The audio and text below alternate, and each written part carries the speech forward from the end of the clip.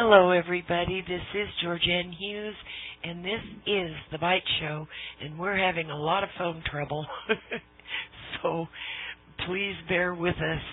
I'm very, very pleased to have Peter Lavenda on the line.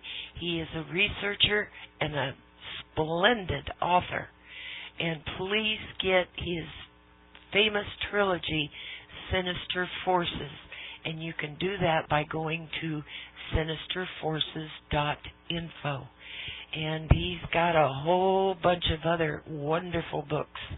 The Dark Lord, The Angel and the Sorcerer, Ratline, and Unholy Alliance. Just a whole plethora of information. And Peter does document his writing just splendidly. Hi, Peter. Hi, GeorgeAnn. Let's see if we can do this. Yeah. I wanted to ask you, there seems to be more and more information coming out about Mars and the moon and the Anunnaki, the ETs, and, that there's a big thing up in the sky that looks like it's being intelligently maneuvered through space. I mean, what do you make of all that? Oh, I think that's Edward Snowden up there. He's flying on his spaceship and he's getting out of town. Because there's no place on the planet safe for Edward Snowden. Yeah.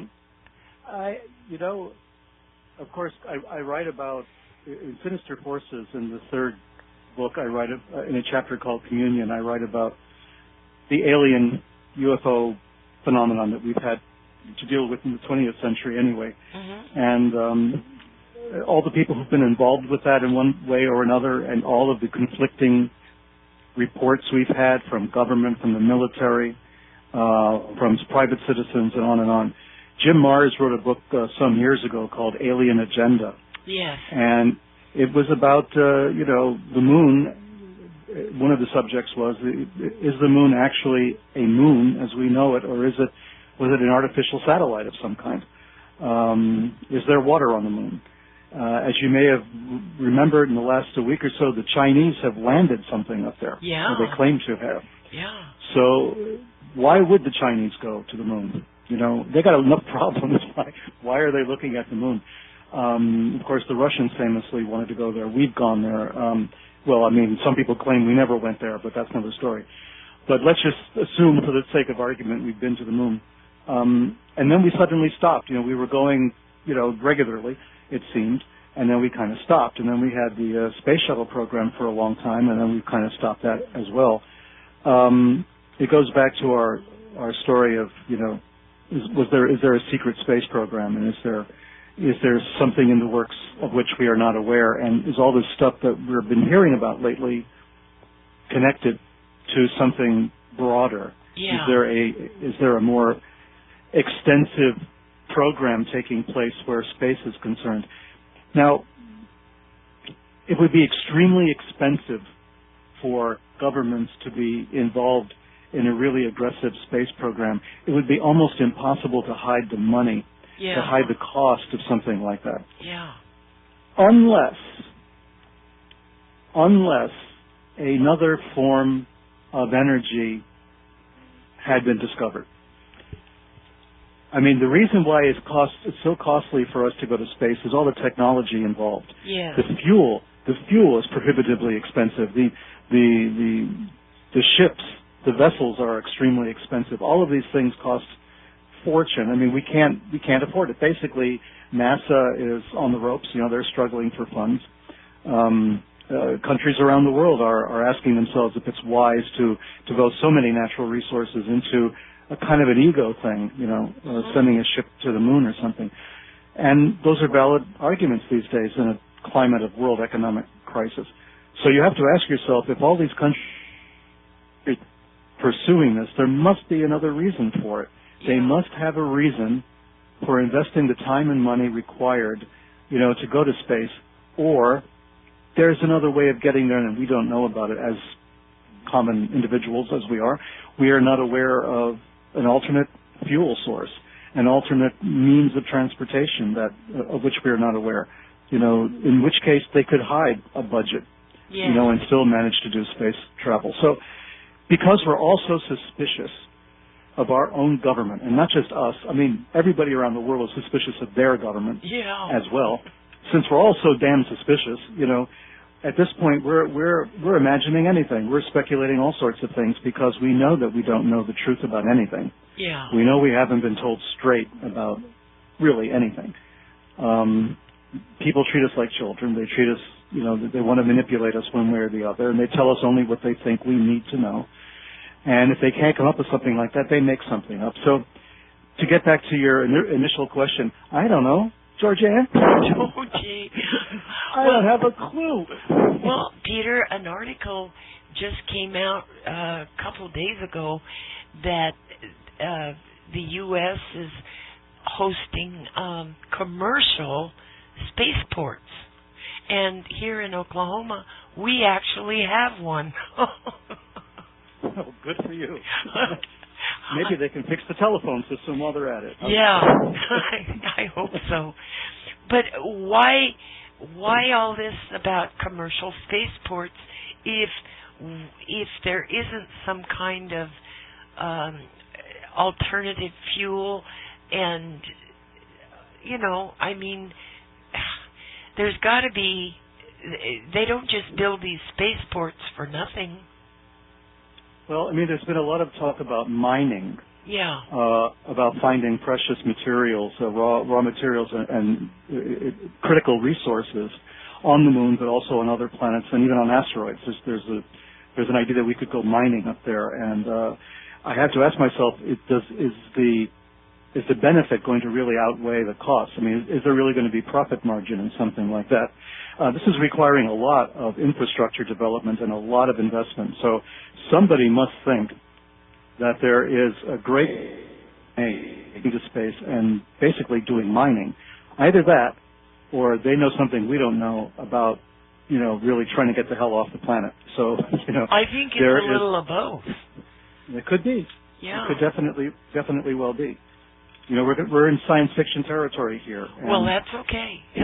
That's okay. Well, we were back in the 1940s in science fiction territory, just talking about going to the moon. Yeah. And we've done that, and we've had space shuttles, and we have a space station, and we have all this stuff going on that, when I was a kid, was pure fantasy. The stuff of grade B movies, and now suddenly we have all that. The only thing we're missing now is the intelligent life on other planets scenario. Yeah.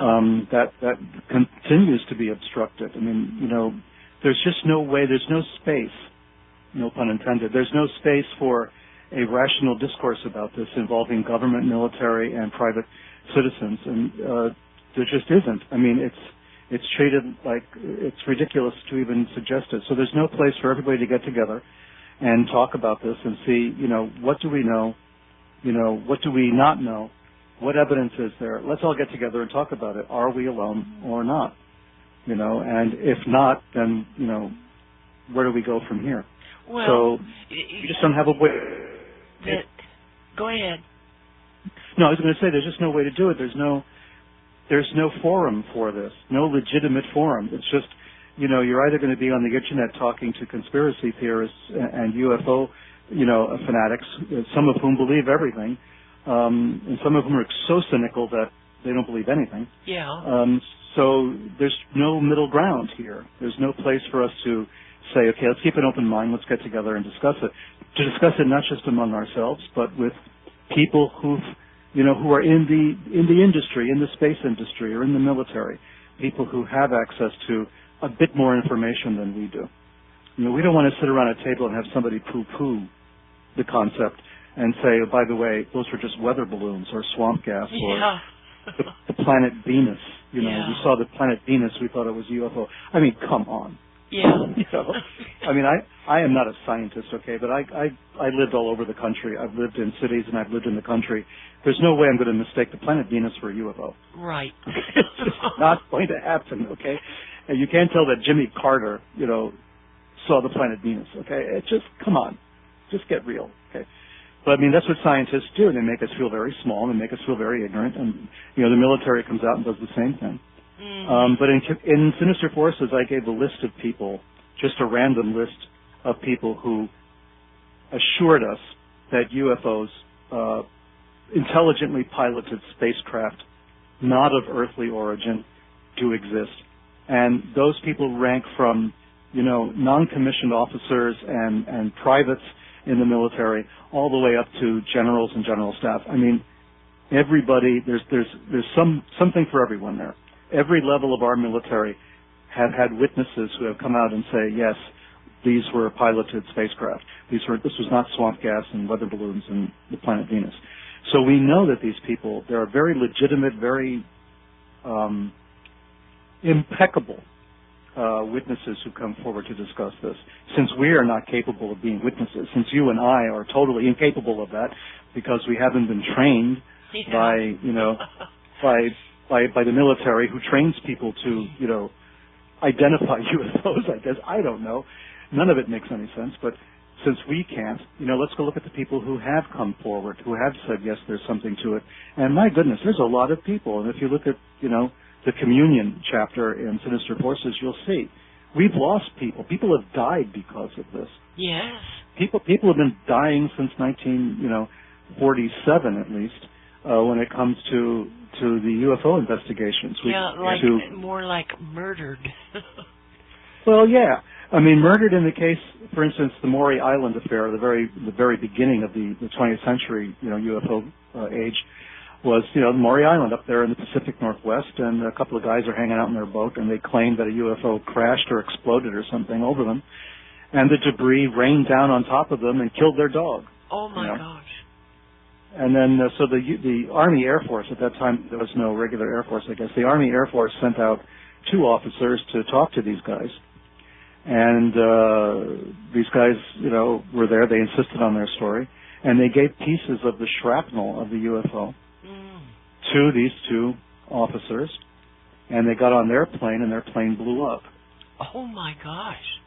And it crashed, and, you know, no more was known, the bodies and everything else. The whole thing, you know, was a disaster. And covered up. Well, yeah, because the guy who handed the box of shrapnel over to these 2 military people turns out to be Fred Crisman, and Fred Crisman then is subpoenaed by Jim Garrison during the Kennedy assassination investigation because of Crisman's association with some nefarious people that might have been involved in the assassination of President Kennedy. Where does that come from, right? Yeah, I didn't know that. That's fascinating. Good. So when we go back to 1947, which is the year the CIA was created, the year the National Security Act was written, which created the National Security Agency as well. All of these things go back to 1947. Roswell goes back to 1947, obviously. Kenneth Arnold, who coined the term flying saucer, that's 1947, also in the Pacific Northwest. And we have one of the other people, the FBI was aggressively investigating UFO phenomena in the 1940s and 1950s. And reports on UFOs were going directly back to Hoover. You know, they're not getting filtered through some minor department in the basement like in the X-Files. The stuff was going straight to the director's desk. And the guy sending this information from the Pacific Northwest was Guy Bannister. And Guy Bannister was the guy in New Orleans who had a private detective agency. And Lee Harvey Oswald was known to have gone up there, and all these other types. And, you know, Guy Bannister started his life as an FBI agent, studying UFOs and writing reports and sending telegrams back to Hoover. Then later he becomes SAC in Chicago, and then retires from the bureau and winds up in New Orleans, you know, running guns for the anti-Castro Cubans and, you know, getting mad at Jack Martin and David Ferry and everybody else. I mean, the connections are so strange. Yes, they sure are. That there's another history. There's another history taking place. Oh. You know, we have our nice, convenient history in the textbooks that, you know, the state of Texas allows us to read, since they're the ones who control what goes into a textbook these days. So you have, you know, you had the textbooks with the accredited, the consensus reality, the approved version of history. Yeah. And then you have some other kind of history, which is running right underneath it. So when you say things like Anunnaki, and you talk about, another planet, the 12th planet like Zacharias Sitchin, or you talk about all of these things, it can sound totally bizarre and absurd, to somebody who came up through the system, who came up through our educational system. Who's brainwashed.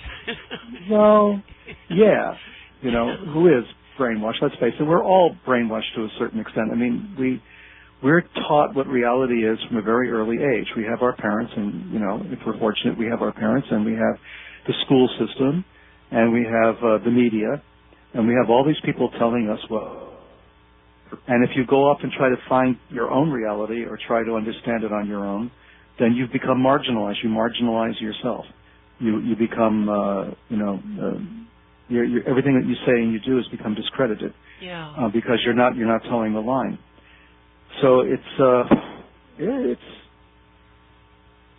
I feel sorry for people just starting out now who are trying to figure out what is going on in the world, because you really have to go back and start somewhere and really painstakingly go year by year to see what the real story is. I'm working very hard now on a book, sort of a follow-up to Ratline, more than a follow-up. It's a whole other book. It's a whole other bunch of material. And I think what a lot of people don't realize, for instance, about art history, and the history that we live with every single day, especially in the last 10, 15 years or so, is that the whole phenomenon of Islamic, quote unquote, Islamic terrorism has its origins with us.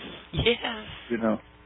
We kind of created all that. Yep, that's right. And we did it for other reasons. We did it because we were afraid of the Russians. We did it for all sorts of things. But the Muslim world, especially the Middle East, but the Muslim world in general, was extremely fragmented, disunified, suspicious of each other. It was broken down to ethnic groups who hated each other. There was no getting along. They didn't share a common language. They didn't share anything in common except a general idea that they were Muslim. And we organized all these people. We gave them, money, and we gave them, propaganda, and we introduced everybody to each other and tried to make everybody get along to create a jihad against Russia. Yeah. I mean, that was the idea. And we did that, to greater or lesser success, but we managed to do that. But what the real outcome of that was, all these guys got together, because we put them together. Yes. And we created and we financed and we promoted this idea and we of a armed holy war. them. Oh yeah. Yeah. Oh yeah. And now we reap the whirlwind. Yeah, that's right. Now it's blowback time. It's not just blowback because of Afghanistan, which is where a lot of people want to start. It's the 1980s. No. The blowback started in the 1940s. Mm-hmm. The blowback started. I mean, the problem started right away. The blowback began, pretty early on. So we had a bunch of crazies and fanatics out there who had all sorts of axes to grind, but nobody paid them much attention. Europe had a large Muslim population. It was growing and growing because Turkey and Germany had been allies, for instance. So you had a lot of Turkish Muslims in Germany, and you had a lot of Eastern European Muslims who had escaped from Russia, and they wound up in Western Europe. But they were all fragmented. Well, didn't the Muslims weren't they controlling France, for example, for like 500 years? Well, the Muslims, Muhammad the Prophet, began basically a warlike campaign. Yeah. And after his death, his successors took on. They took all of North Africa.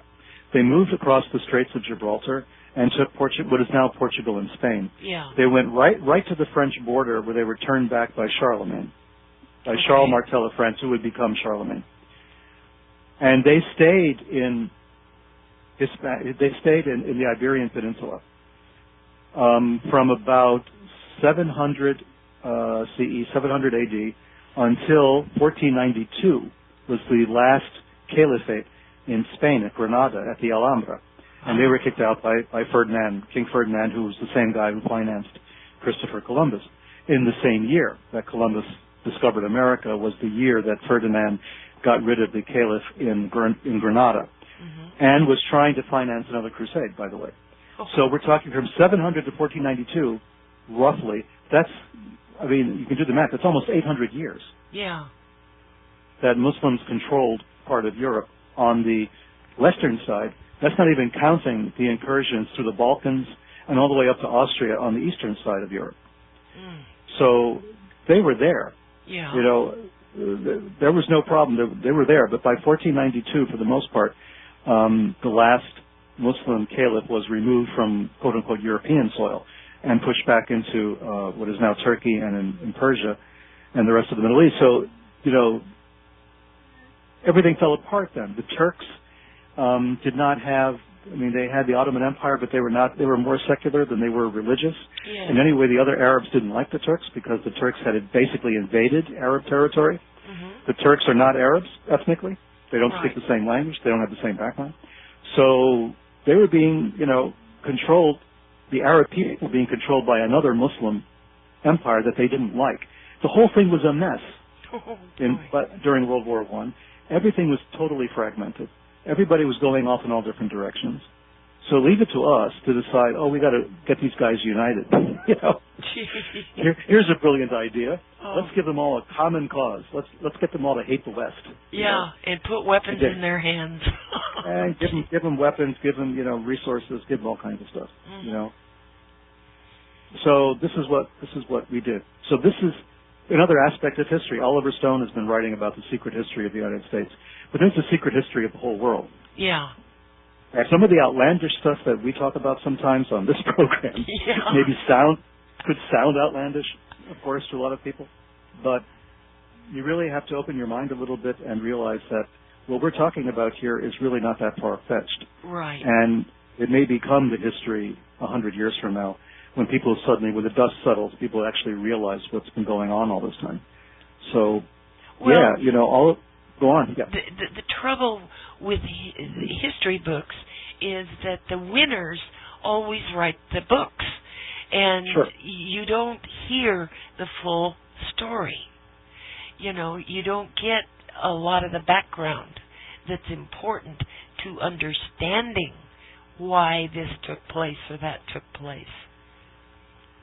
Oh, sure. I mean, and it's because of this stranglehold on information that even in my own history, when I've talked to people in the past, I've known a lot of strange people. Okay, there's no question about it. a lot of strange people. I know you have. And you know, it's only now when I'm reading, you know, I'm going deeply into the background of researching my own books that the names of people that I knew come up. Oh boy! And you're looking at this, you're thinking, I didn't know that. Yeah. And I knew this guy. You know, I didn't realize he was doing this or he was involved with that. And you realize the secret history is all around you. And when you suddenly see this, your whole point of view changes, and you reevaluate your own personal history because you suddenly realize you were wandering around like a sleepwalker for half your life because people that you knew and thought you knew, you know, were actually up to something else. Yeah. And it's when it happens in your own life, then you sit back and say, why am I watching CNN, for crying out loud? Yeah. You know, what do they have to tell me? You know, Criminal News Network. Yeah. Oh boy. But that's what happens. You know, you have to realize your own life. You really don't know what's happening around you, much less what happened. What's on those 18 and a half minutes in the Oval Office tapes that Nixon erased. I mean, we're never going to know that. You know, so how can we sit here and talk about, you know, and say there's no such thing as the Anunnaki or, you know, or space visitors that came here millions of years ago, or the ancient alien theories, or any of that stuff? You know, how can we poo-poo all of that out of hand? You know, without sitting back and thinking, well, let's look at the evidence from a whole different point of view. Yeah. You know, maybe people have something there. Maybe there's something to look at. Maybe we shouldn't be too hasty as, you know, intelligent, educated, you know, Western people who had the benefit of the scientific revolution and Galileo and Darwin. You know, maybe there's no whole other, you know, way of looking at the world. And, you know, life is short, right? Yeah. Do you really want to allow the important thinking to be done by somebody else? You know, I mean, when it comes to things like life and death matters, and when it comes to things like spirituality, do you really want to leave that to somebody else? You know, shouldn't you take charge of your own spiritual growth, and your own questioning mind should be open and not rely upon people who have vested interests, who have hidden agendas? You know, I mean, religious leaders are, for the most part, like lobbyists. You know, they're trying to get you on board. You know, they're trying to get you to support one version of the so-called truth against another, and it's just all, in the end, a game of ideologies. The people who control things don't have any ideology. They use that to control the rest of us. Yeah. Because it's a lot easier if we passionately believe in something. Yeah. But, you know, Hitler, of all people, said, don't talk to people. Don't try to logically explain anything to them. What you want to do is go straight to their emotions. Bypass all that thinking, because that just confuses things. Go right to the emotions and, you know, manipulate their emotions. Once you have their emotions in your hand, you have them. You don't have to go through all this, you know, building a case and doing logic and doing policies and, you know, becoming a wonk. No need. Just go straight to the emotions. You know, control them that way. And that's Hitler. That was, you know, brilliant, right? Yes. And sick. And that's unfortunately the way it is. You know, people are manipulating our emotions. We're not allowed to think for ourselves. That's where we stand, GeorgeAnn, at this point. I'm talking fast because we may lose the connection, and that's why I'm talking so fast. Yeah, I know.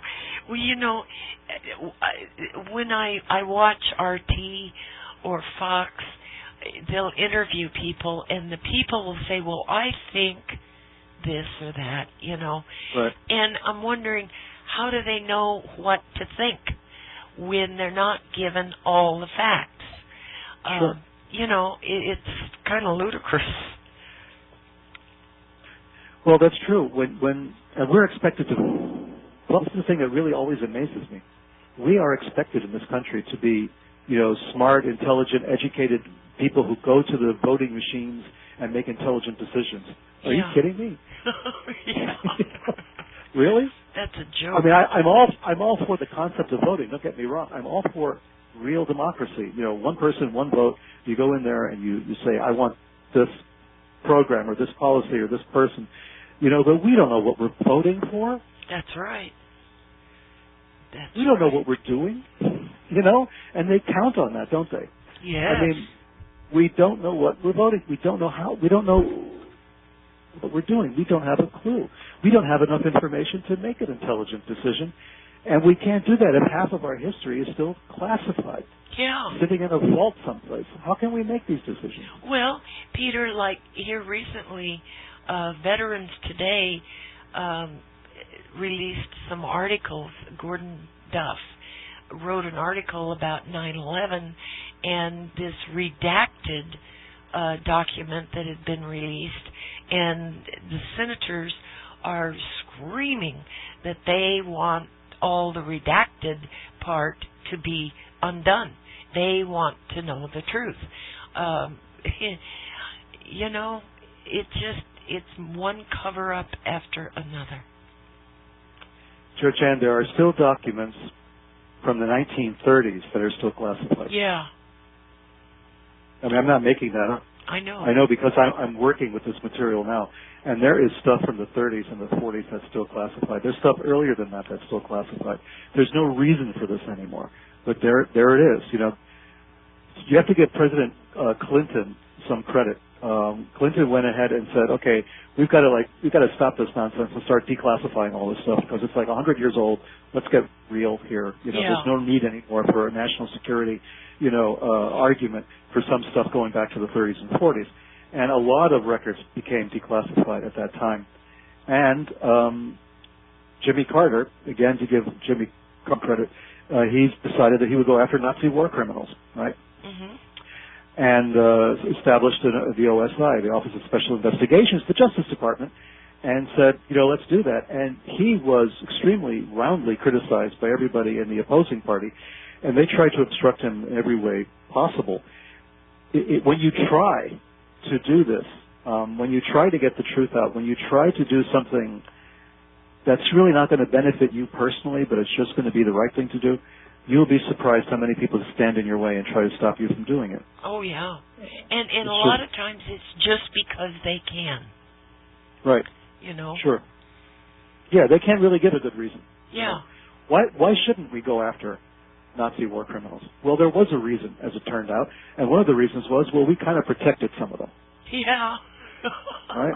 Yeah. We were kind of deeply involved in that program. Yeah. And of course they didn't want the OSI to dig up too many traces. Let's find a couple of harmless old Nazis that we can talk about. But, you know, some of the other ones, we don't really want to go there. Yeah, you know? the big ones, yeah. The big ones, no, we don't want to go there. And we didn't go after them. We didn't go after the networks in those days. We didn't go after the Nazi underground when we could have, when we should have. And because of that, we are now stuck, confronted with another kind of political underground, terrorist networks themselves, that, you know, we're unprepared to deal with. Yeah. Because we never went after them initially. These cells and these people, the organizations, the ideologies, all have their roots back in the 1940s and even earlier. And because we didn't do anything to disrupt those networks at that time, to disrupt their financing, to disrupt their propaganda systems, to disrupt their system of arranging cells and lone wolves in various countries and all of this, because we didn't go after it, now we're stuck dealing with it now. We're stuck trying to, you know, reinvent the wheel, go back to square one, and figure out how this stuff is done. Well, you know, and Peter, do you think it's because we have decided, oh, they can be useful to us, is the reason that we don't go after them? Well, we didn't go after the Nazis because, of course, they were useful to us in fighting communism. Yeah. Because we had this rabid thing about communism. Communism was the world's evil, right? Mm-hmm. The axis of evil, as you know, the empire, the evil empire, as Reagan called it. Axis of evil was Bush. So we have the evil empire, you know, which was the Soviet Union, and we glorified them basically. We romanticized their Darth Vader-like, you know, attributes to the point where no matter what we did, it was okay. And if we had to bring in Nazis who were war criminals, who had the blood of hundreds or thousands or millions on their hands, if these are people who had done heinous things during the war, it didn't matter because they're anti-communist and we're going to use them that way. And it wasn't just us. It was the British. Yeah, it was the French. You know, it was the Catholic Church, you know, putting their resources behind all this. It was even some of the evangelical organizations helping them escape as well, as I found out in the last year or so.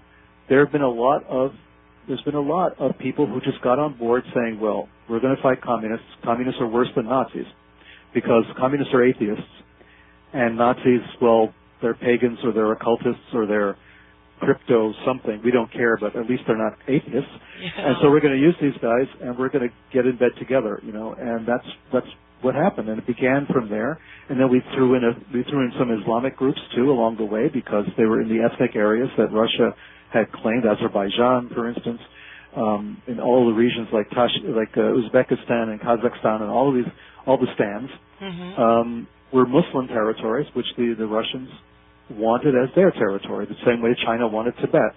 The Russians claimed these, you know, Central Asian countries as their territory, which means that they got a whole bunch of Muslims within their territory.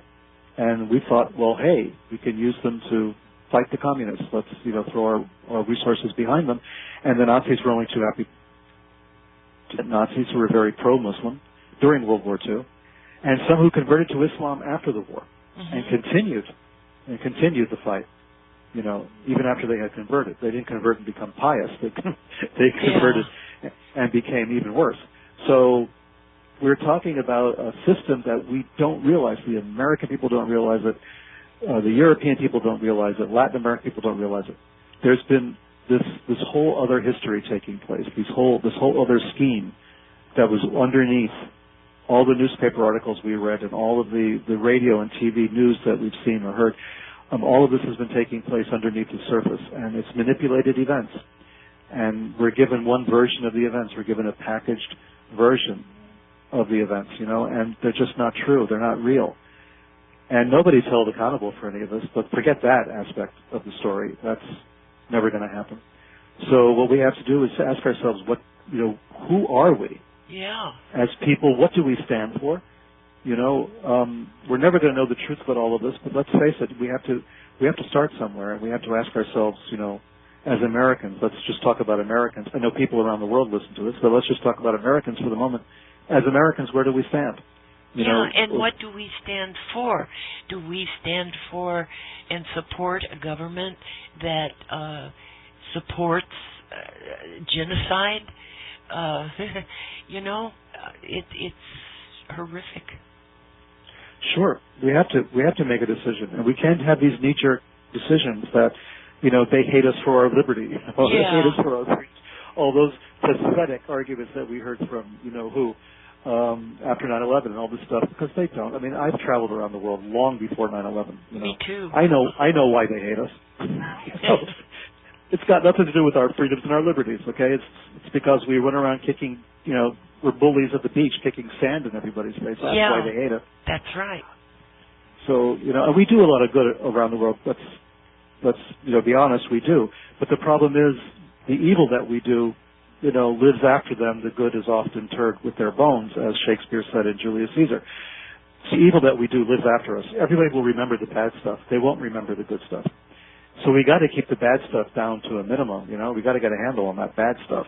Yeah. It doesn't matter how many helicopters we send to rescue people from a flood or a tsunami or something.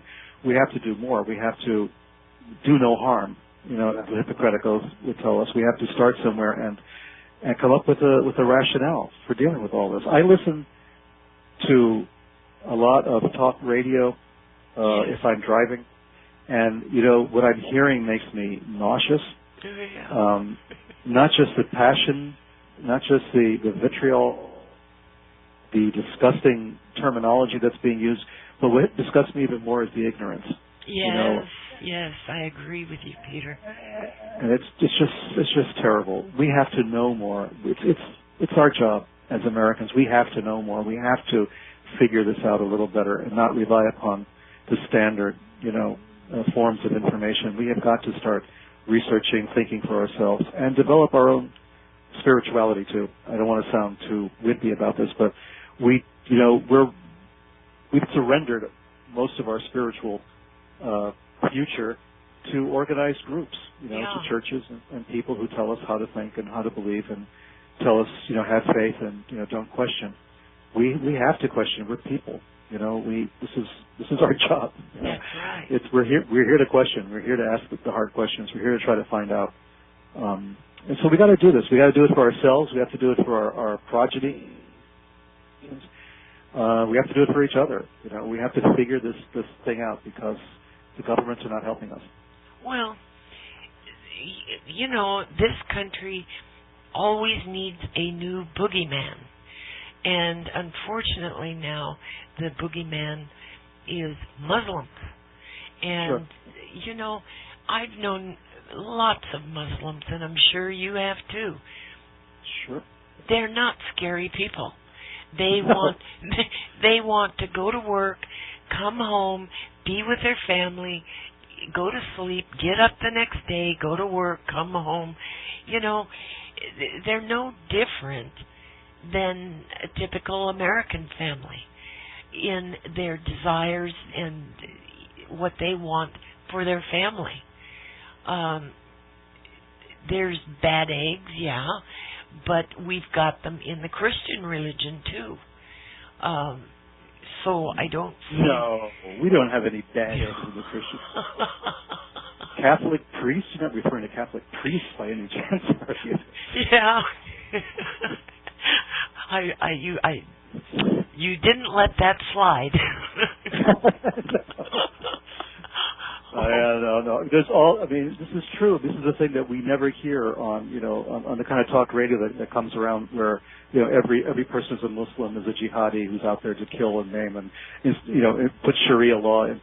All this stuff that you hear it's based on ignorance. It's based on a very superficial reading of events, and nobody knows, and it makes for good, sound bites, people screaming about, there's going to be a caliph, in the United States. Oh, gee. It's just not, we're not able to do it under any circumstances, right? We can't get a Christian thing, in place in the United States because it's just impossible. Yeah. I mean, if Christianity was so strong in our country, conservative, Orthodox Christianity, Catholicism. Where is it? Sure. Where did that happen? I mean, why do we think there's going to be Sharia at any moment? Mm-hmm. All of these things are just so stupid. We've never been able to get any of this done. In the last 200 years of our existence, have we been able to institute anything like a religious, monarchy in this country? So yeah. why think that suddenly a really small minority of Americans is going to be able to do this? It's just stupid. But anyway, all that said, it's true. What you're saying is true. I've known a lot of Muslims. I've lived in Muslim countries. Yes. I traveled a lot in Muslim countries. I still do. I've been to a lot of mosques in my time, and these are not people who are screaming death to America and burning us in effigy. They just don't care. They just want to lead their lives in peace, as you said. Yeah. And Kennedy said that. Jack Kennedy said it a long time ago. He says, all we want to do is we want to breathe the same air. We want a better future for our children. I mean, Kennedy said that, which is probably why they killed him. Yeah. We've got to stop hating people based on these superficial ideas. The superficial thing, and the a propaganda that they put out. Yeah. Good grief! Sure. It's no. I've been reading stuff from the 1930s and 40s, and you would be amazed at the kind of language that was used then to attack, for instance, Franklin Delano Roosevelt, President Roosevelt. They called him a dictator. They called him a communist. They called him a Jew, quote unquote, because that was a pejorative at that time. Yeah. They called him all sorts of things, because he was trying to make, hold the country together after the Depression and do all the rest. The New Deal, was considered to be this communist plot to install a communist dictatorship in the White House. All the same stuff. I mean, we go through this every 10, 15 years or so. We go through one of these things, right, where, the government is evil. We have to get rid of the government. The government is full of people who want to be dictators and control our lives and do all of this. If you go back and read the stuff, it's just so easy to see that we just haven't grown up in all that time. We still do the same thing. Yeah. We still have the parties at each other's throat, calling names, basing everything on this emotional response, trying to get everybody riled up. No sense, no common sense anywhere. Yeah. And I was reading, there was a woman called Bessie Burchett. No one remembers who she was, but she was in Pennsylvania back in the 1930s. And she said, when Hitler had come into power, she was talking, I think in 1938 or 1939, and she was saying, she was a Nazi. She was very pro-Nazi, anti-Jewish, very anti-Semitic, anti-communist, and all the rest of it. She was powerful politically for a short time. And she said, I wish that Hitler would send a bomber over into New York and bomb one of our skyscrapers full of Jews. Oh, dear. And she said that in 38. Oh, right? my gosh. She was already identifying New York as the problem. New York City, which is my city, thank you very much, where I was born and raised, and talking about New York as being this pestilential center. This is 1930s now, right? Yeah. And it being a center of Jewry. I mean, all the fascist literature in the 30s and 40s was saying that the center of the international Jewish conspiracy had moved from Jerusalem to New York. That was their thing, right? So now New York was this hideous place where international Jewry was plotting world domination, and they should just bomb it. And it reminded me when Goldwater was running for president, he once said that they should just take the entire eastern seaboard and let it drift into the ocean, because he hated it. President Nixon, during Watergate, was talking seriously about sending troops into New York City. I mean, New York City always gets held up as this paragon of everything that's evil with the United States, Well, and we haven't changed. It has a lot of bankers. Well, true.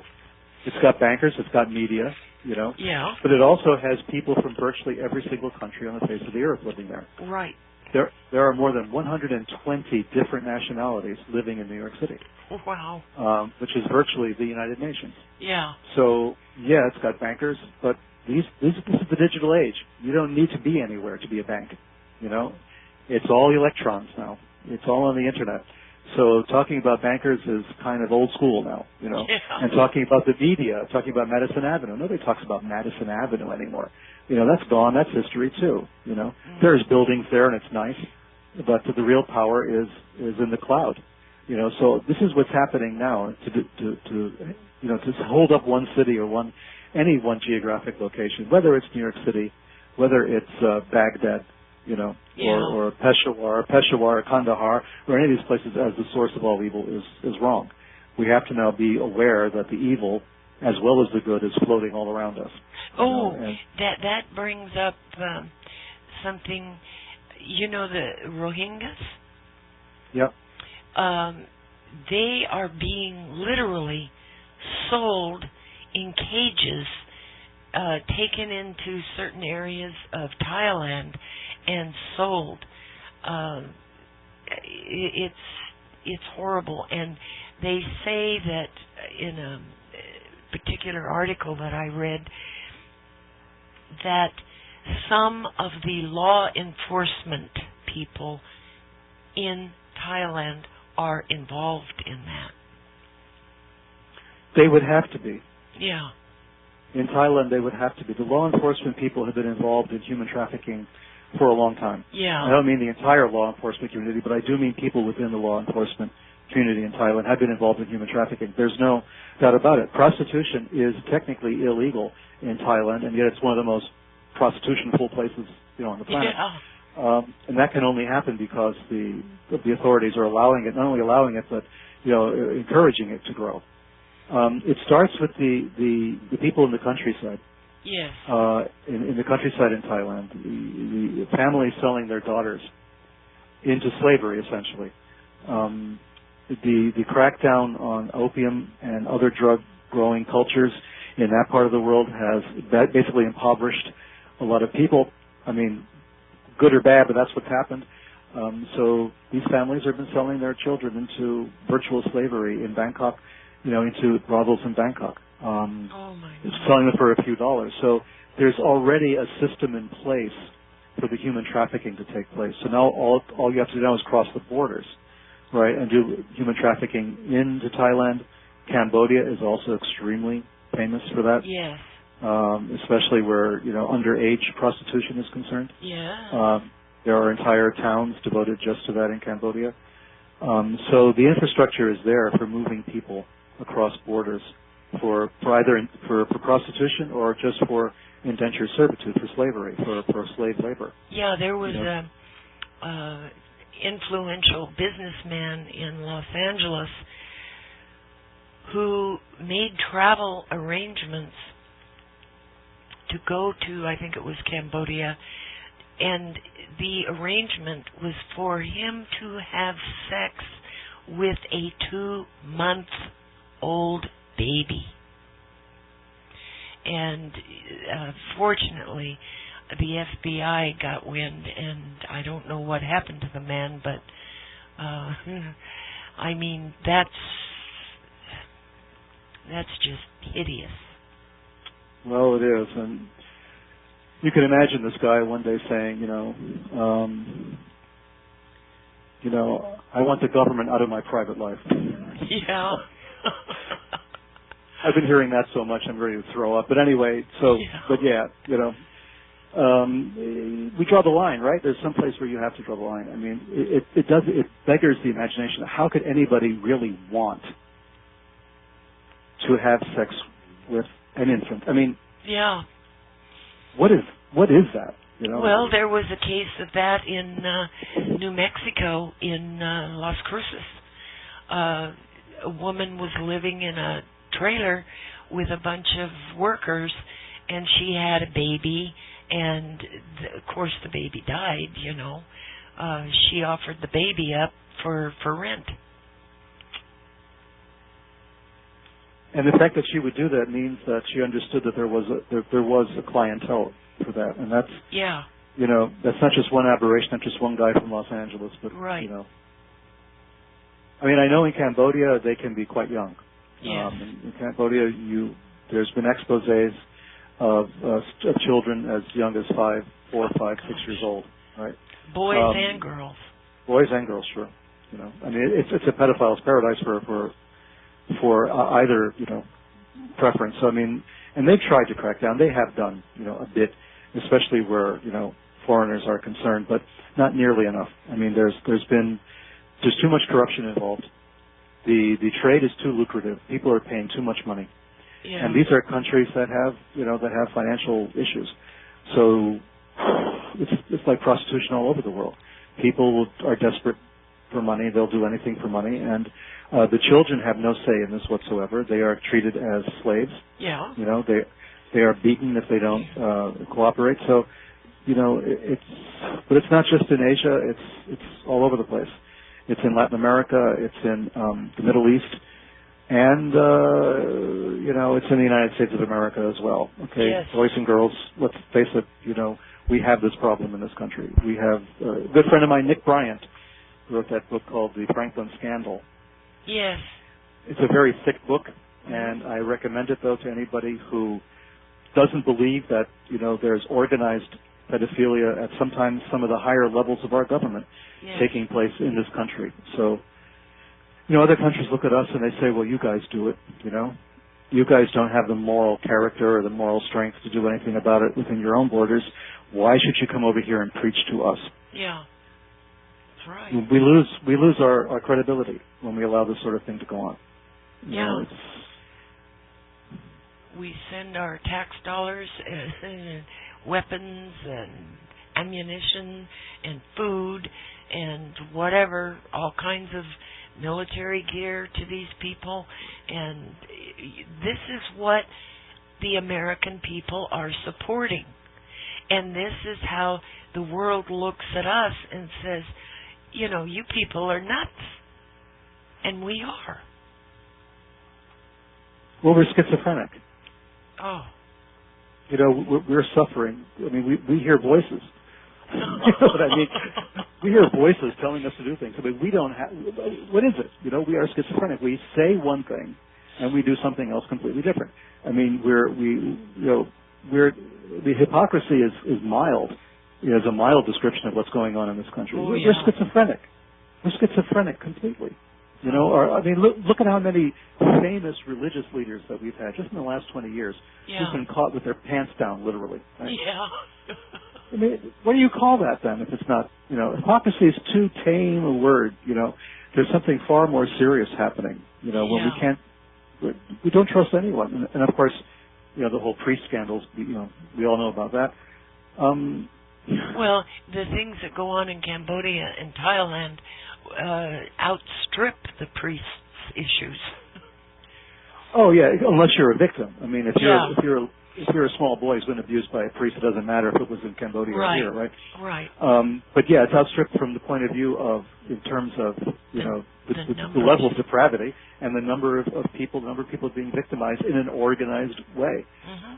But like I say, as Nick Ryan talks about, it was an organized way here as well. You know, we just didn't see it because we tend not to look at those people who've been victimized that way. Oh, because they become junkies. They wind up in mental institutions, or they're on the street, living on the street. They're homeless or whatever. So we avert our eyes, we avert our gaze, and we don't realize that these people have been victimized by maybe people we voted for. Yeah. Or by people to whom we've donated funds or money or given time. People that we hold up to be paragons of sanity may have been responsible for, you know, victimizing these people. And so we don't see it within our own borders. We don't want to see it. We don't want to. We can't get it on board, you know. We would not be able to function as a society if we really opened our eyes and saw what was going on. You're not kidding.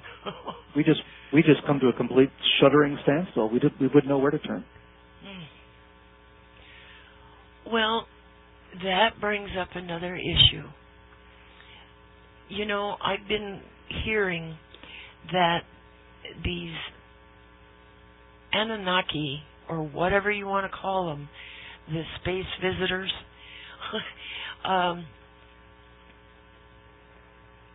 are indeed coming here. And when they get here, they're not going to like what they find. Some of them have already been here and have been here for a long, long time. I mean, look at how they shut down the nuclear facilities. You know, it's really strange to think that they would not allow us to destroy ourselves, and yet look at Fukushima. Look at they're going to be dumping all of the Syrian gas, which is hundreds of tons of Syrian gas in sarin gas in the ocean. I bet the fish are going to love that. You know, it's just nuts. And Peter, you know, they're setting up these roadblocks, and they're taking DNA samples from people. And I think that they are looking for mutations in the human genome. There's really no other reason why they'd want to do that. Take blood and mouth swabs, DNA. It's just... Well, we know that all these things are taking place. They're all going on. And the problem is we look at these things as if they're isolated. Yeah. You know, we don't see any connective tissue. Yeah. So we know that this has been going on, the whole roadblock DNA thing. It supposedly is voluntary, but nobody feels voluntary when they see a couple of cops standing next to your car asking you to take a swab, right? Yeah. You got to have some stones to stand up to somebody with a gun and say, I don't think so. Yeah. So the intimidation factor is there. So they are collecting people who maybe are not thinking about it. They're totally shocked that they're being asked to do it, and they go along with it. Mm-hmm. So this is taking place over here in this one location, right?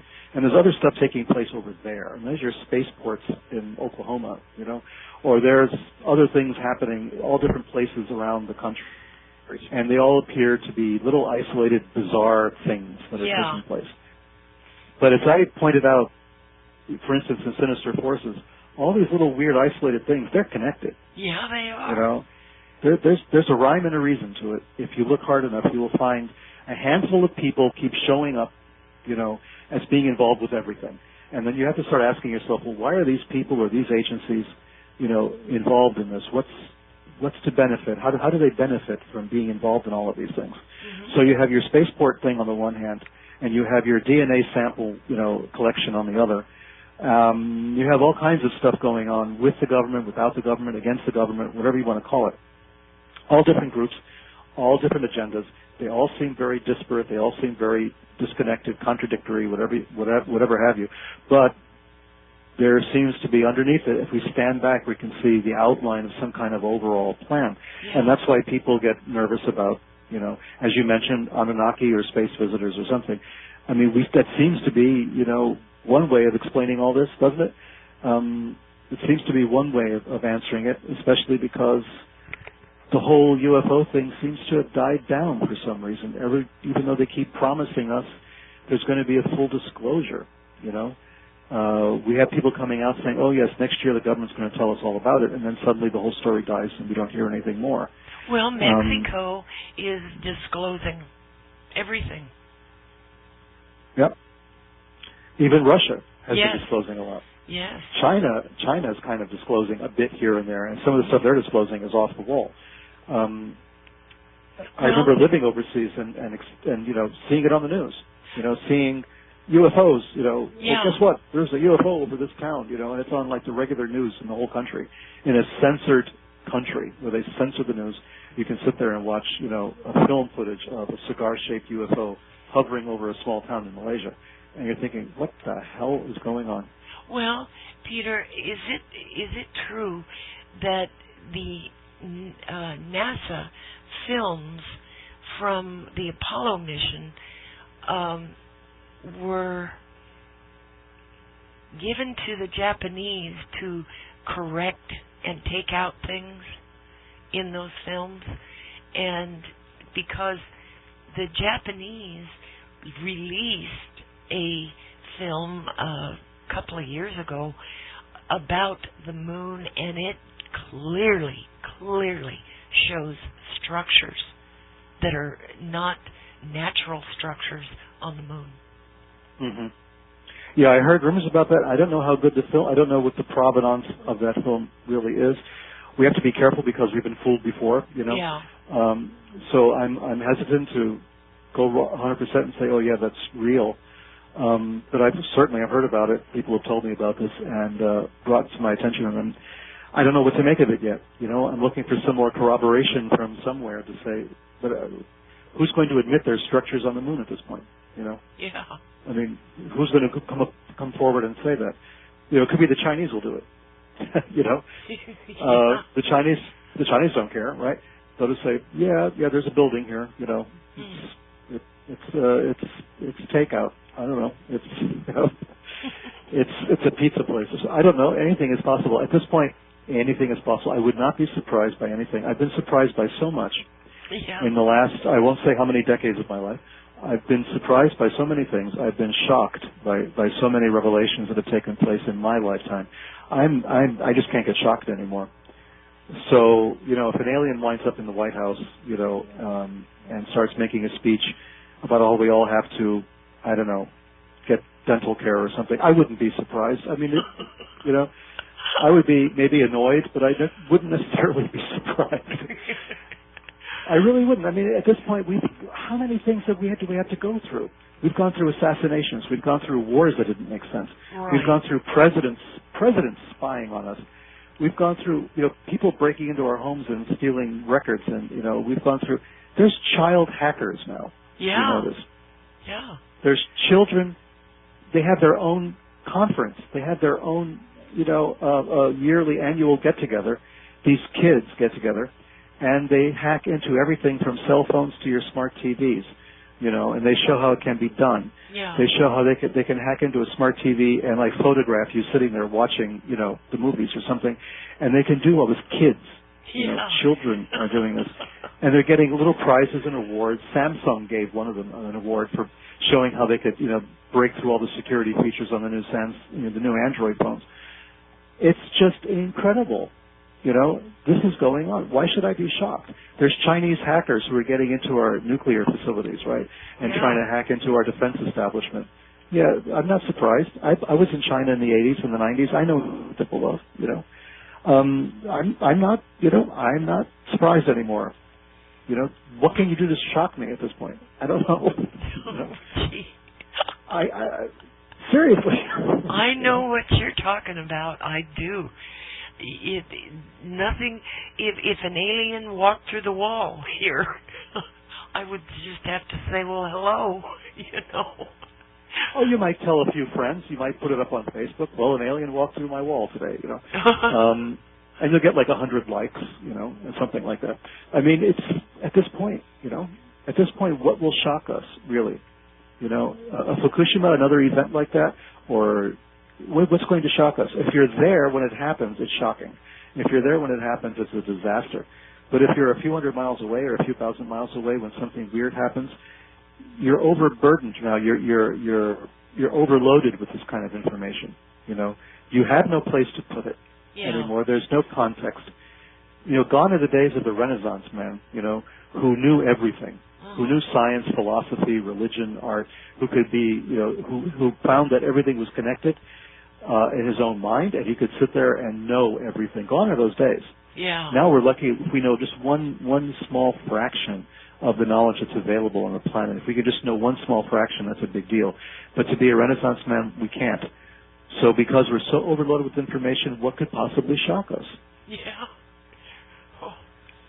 For the White House to publicly announce that UFOs and aliens are real, you know, I mean. Well, there'll be a lot of people who will applaud this and will say, "Oh, finally, thank God they've acknowledged it."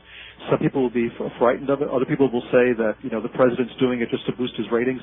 You know, every conceivable kind of argument is going to come out. That's right. So in the end, you're never going to know what really took place. You're just never going to know. You know. Wow. Go ahead. I don't know. You know, I was going to say, how do you redact an alien, right? Yeah. I mean, if an alien actually does show up, good luck trying to censor that, you know, news story, right? How are you going to classify what the alien says or what the alien does? That's like one good thing about it. An alien shows up and says, "Hi, I'm here." Classification goes out the window. Yeah. Well, that's a good thing. There's speculation going about that because Israel is not getting its way with us, that they may actually do some gladio projects in our country. Like, see, there you go. Sure. Right. And this is a very serious concern. The infrastructure is already here for that. Yeah. And it's not just Israel. I mean, the Brits have been doing it for years. I mean, the Brits are spying on us since World War II, okay, at least. Everybody spies on everybody else. So we focus on one, group at a time. But actually, our intelligence agencies have to deal with every single group. There's all kinds of groups here. Talking about gladio projects, there's all kinds of those things, I mean, there's still Russian spies here, living underground. I mean, there's all sorts of things happening in this country, for sure. No, I know Israel is, well, fine, they're pissed at us. I mean, we can't be everything to all people, right? But in this case, we're not supporting Israel strong enough. I don't see how that's an issue. I think we've been supporting Israel really well for all this time. I don't think we've ever let Israel down in any kind of material way. So I don't know what's required now. We should maybe not talk about the occupied territories and not talk about settlements and the new settlements that they're proposing now. More than 1,000 new homes they're planning on building. 1,400. 1,400 in the occupied territories. Yeah.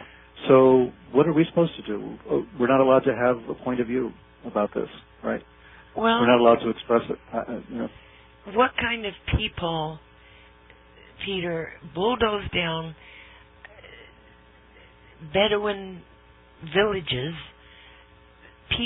Bedouins that have lived on that land for almost 1,000 years, and tell them, get out. Yeah. I mean, they are a bunch of heartless dragons, I'm telling you. Well, and they always bring up the security issue. They're saying, well, Hamas and Hezbollah, they're trying to kill us all the time, on and on, which is true. There's no doubt about that. But there's a reason for it. Yeah, there is. It's not like they just decided to be bad guys one day. And that's the problem with the peace process. The peace process does not take any of this into consideration. It can't, The Israelis cannot sit there and say, okay, Hamas and Hezbollah, all is forgiven, because Hamas and Hezbollah are not going to say all is forgiven. The Palestinians are not going to say all is forgiven. You're caught in the deadlock there. And there's no way to keep their territory safe. There just isn't. I mean, bulldoze a few more villages.